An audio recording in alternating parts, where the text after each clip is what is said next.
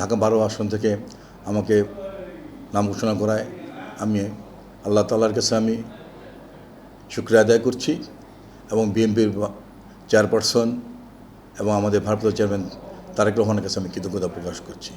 গত 5ই আগস্টের পরে আসলে তো আইনশৃঙ্খলা ভেঙে পড়েছে। কিছু সমস্যা আছে, কারণ পুলিশ আসলে ওইভাবে কাজ করতে পারছে না। পুলিশের সংকট, বিভিন্ন সমস্যা।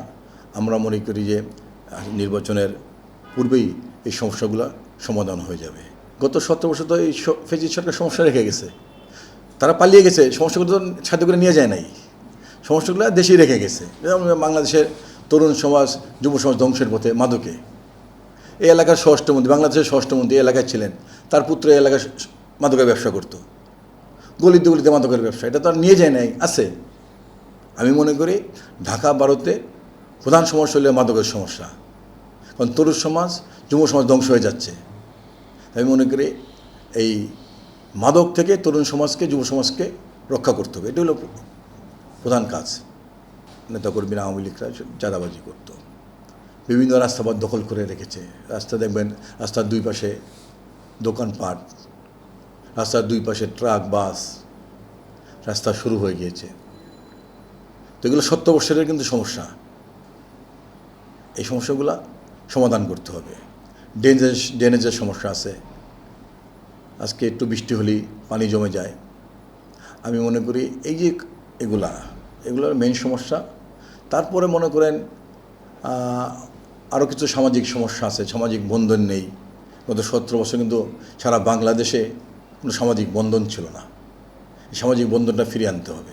ফ্যাসিস্ট প্রধান শেখ হাসিনা তো প্রকাশ্যেই সোশ্যাল মিডিয়া হুমকি দিচ্ছেন, একে ধরবে, একে মারবে, দেশে আসতেছে, আসলেই একে ধরবে, ওকে মারবে, দেখে নেবে। তা আমি মনে করি যে এই ফ্যাসিস্ট তো গুটি কয়েক নেতৃবৃন্দ পালিয়ে গিয়েছে, বাকিরা কিন্তু রয়ে গিয়েছে। আমি মনে করি জাতীয়তাবাদী দল বিএনপি একটি অনেক বড় দল, একদম তৃণমূল পর্যায়ে এই দলটি বিদ্যমান।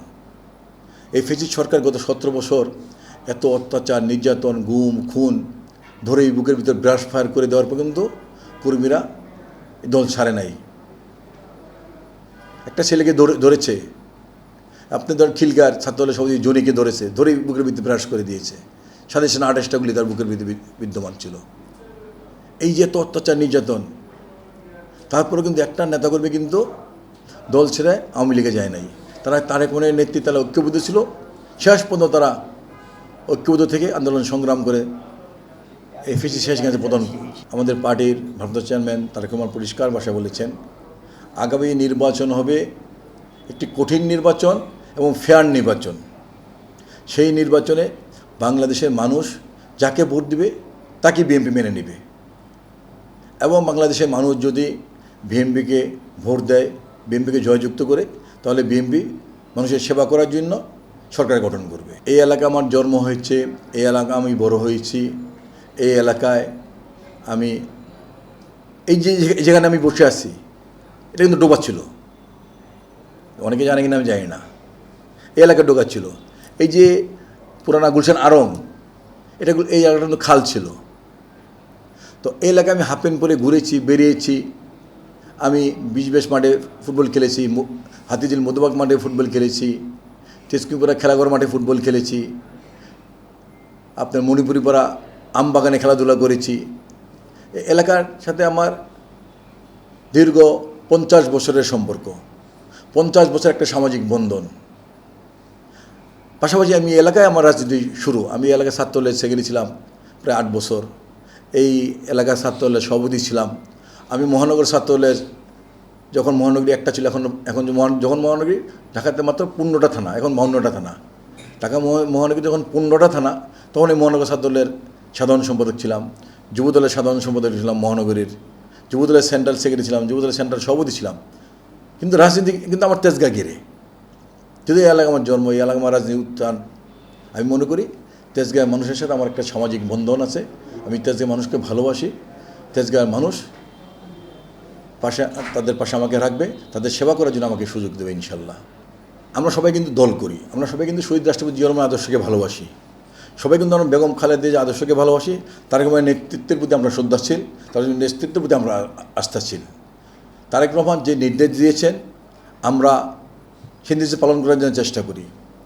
আমি মনে করি তারেক রহমান কিন্তু একটি কথা পরিষ্কারভাবে বলেছিলেন বিবিসি বাংলার সাক্ষাৎকারে, এটা দলের নির্বাচন নয়, এটা জাতীয় নির্বাচন, এটা জনগণের ভোটের নির্বাচন। তিনি বলেছেন আমি পরীক্ষিত নেতাকর্মী এবং যাদের সাথে জনগণের সাথে সম্পর্ক আছে, যাদের সাথে জনগণের সাথে যোগাযোগ আছে, যারা জনগণের সুখে দুঃখে তাদের পাশে গিয়ে দাঁড়ায়, তাদেরকে বেছে নিয়ে আমি নমিনেশন দেব। তাই আমি মনে করি যাদেরকে নমিনেশন দিয়েছেন অবশ্যই পার্টি সিনিয়র নেতৃবৃন্দ হাইকমান্ড বুঝে শুনে বিবেচনা করে নমিনেশন দিয়েছেন। সবাই মিলে ঐক্যবদ্ধভাবে আমরা কাজ করব। চলার পথে ভুল ত্রুটি থাকতেই পারে। একটি পরিবারে চারটি ভাই তো একমত হবে না, কিন্তু সংসারটা সুন্দরভাবে চালাইতে হয়। তাই আমি মনে করি বিএনপি অনেক বড় একটা পরিবার, এই পরিবারে এক একজনের এক এক রকম চিন্তাভাবনা থাকতে পারে, কিন্তু পার্টির সিদ্ধান্তের চূড়ান্ত আমরা সবাই মিলে ঐক্যবদ্ধভাবে আমরা ধানের শীষকে জয়যুক্ত করার জন্য কাজ করবো ইনশাল্লাহ।